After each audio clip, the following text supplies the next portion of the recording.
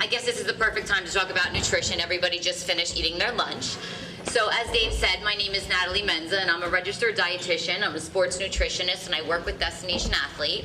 And I'm here today just to go through some of the basics of nutrition. I call it a sports nutrition crash course because, of course, you can't learn everything you need to know about nutrition in one day.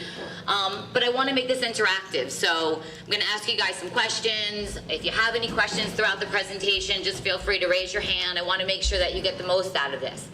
So I'm just going to kind of... Phil's going to help me. Okay, great. Yeah. Okay. So how many of you here, by a show of hands in the room, think that nutrition makes a difference in your performance? Okay. So how many of you here have followed in some point in your athletic career some sort of diet or have supplemented with some kind of supplement to try to improve athletic performance? Okay, good number of you. So today we're going to go through just some of the reasons why nutrition matters. So obviously we talked about that fact that it can improve performance. It can really make or break competition. It can make or break even something like practice. Provides energy for training, competitions. Promotes post-exercise recovery. That's a big one, really big one. We're going to talk about all these in more detail. Nutrition, change body composition. So we have a bunch of football players here in the room, but we know with wrestlers, losing weight, gaining weight, it's really important. So all these types of things, nutrition can decrease body fat, increase muscle mass. These are all reasons why people use diets and supplements. As well as fluid and hydration. So we're going to talk about all these. You can flip, Phil. Okay, so today's game plan, as I said, we're going to go through just some nutrition basics, real basics of nutrition, not going to get too in-depth. We're going to talk about pre-game meals, eating on game day. We're going to talk about recovery nutrition, fluids and hydration, and then as today you guys packed your own lunch, we're going to talk about some healthy things, some pack and go meal ideas for fueling your sports. So just going to start off with some basics in carbohydrates. Does everybody here, by a show of hand, pretty much knows what a carbohydrate is? Everybody know? Yeah? Okay. So you can see up here on the left-hand side, sort of why do we need carbohydrates in our diet? Well, for the most part, carbohydrates serve as the main source of fuel for your sport, for anything, fueling any kind of activity. Carbohydrates are your foundation. They break down into something called glucose, or that's what we call sort of your energy. And stored carbohydrates are called glycogen. Does anybody know what glycogen is? Everybody know? Has anyone heard that term? Anyone who hasn't heard the term glycogen before? Phil, you haven't heard glycogen? I don't believe you. Glycogen is your first source of stored energy that your body goes to use for any kind of activity or sport. So you have a certain amount of stored carbohydrate in your body called glycogen, stored in your muscle and your liver, and it's your body's first choice for energy. So we're going to talk a little bit about glycogen. And when we talk about pre and post meal recovery, glycogen is really important. So remember that term as we go through. There are different types of carbohydrates, and both are really important, especially when we're talking to athletes. So we have something called a simple carbohydrate. Simple carbohydrates break down easier in our body, and it could be something like simple table sugar and even fruit. Probably some of those gels and goos that some of the athletes use when they're in long distance type exercises, or even, if they're going to be sustaining their activity for a long period of time and can't get to food. Simple carbohydrates are something that's released very easily and quickly into your body to give you a source of energy. Then we have things called complex carbohydrates. Those are your breads, your pastas, your starches, your rice. And carbohydrates are found in 4 foods.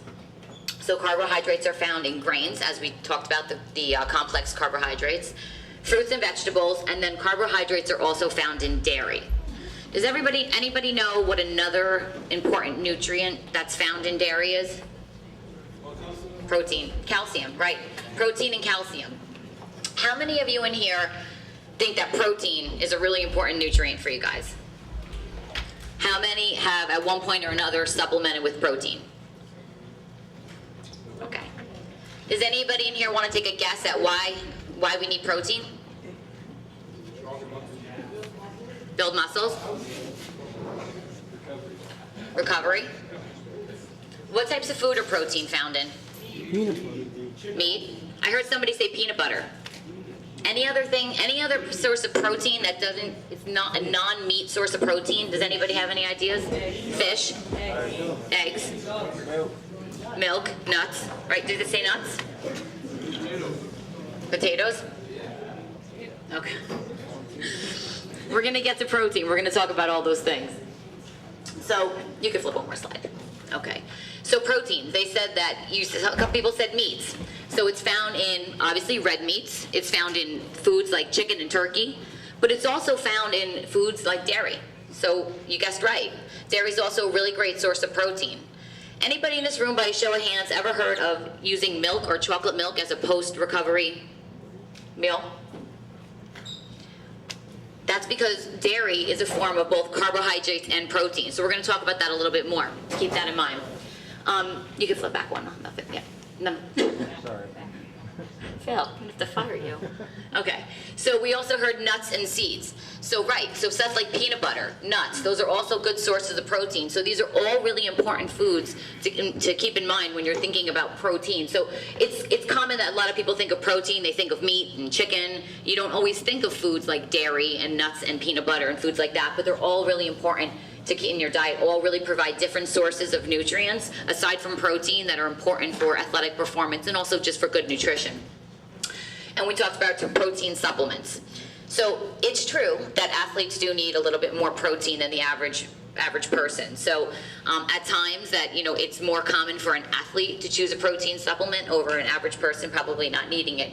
However, if you're eating a balanced diet and you're eating all of the foods on this list right here, most likely probably don't need a protein supplement. So it's just really important to look at that. A lot of the average person, even the average athlete, can usually get all of the protein that they need from meals. So if we have questions about supplements after, I'd be more than happy to answer them. Fat. Anybody have any idea why we need to eat fat in our diet? Energy. So after we use up glycogen, our bodies start to tap into fat for energy. So for long sustained exercising for over an hour, your body is going to start anything over 20 to 30 minutes, your body's going to start tapping into your fat for energy. So it's really important to have some fat in our diet, but there's good fat and bad fat.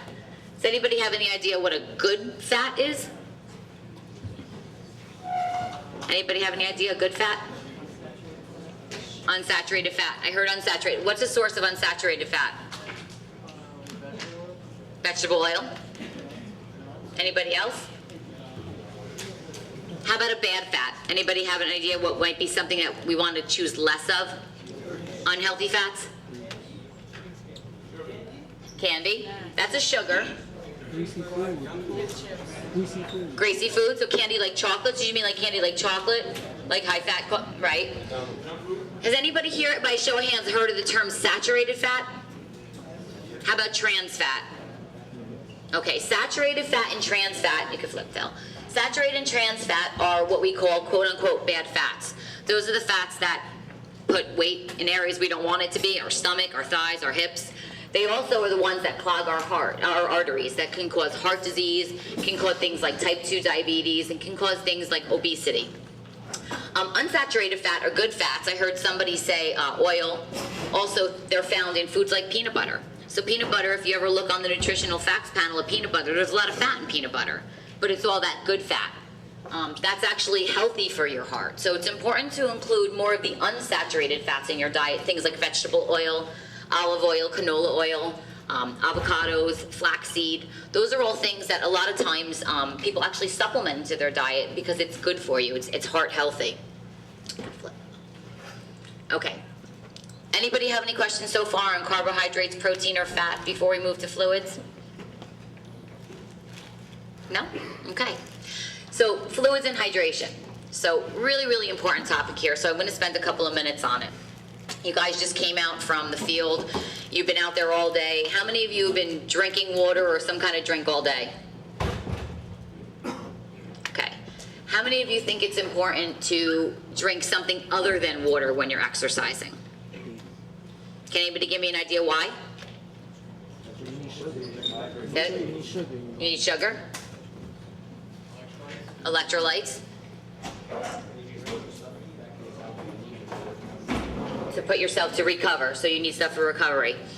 Okay, so the rule is that if exercise or activity is gonna last longer than an hour, it's pretty likely that you're gonna need some kind of replacement with some kind of carbohydrates.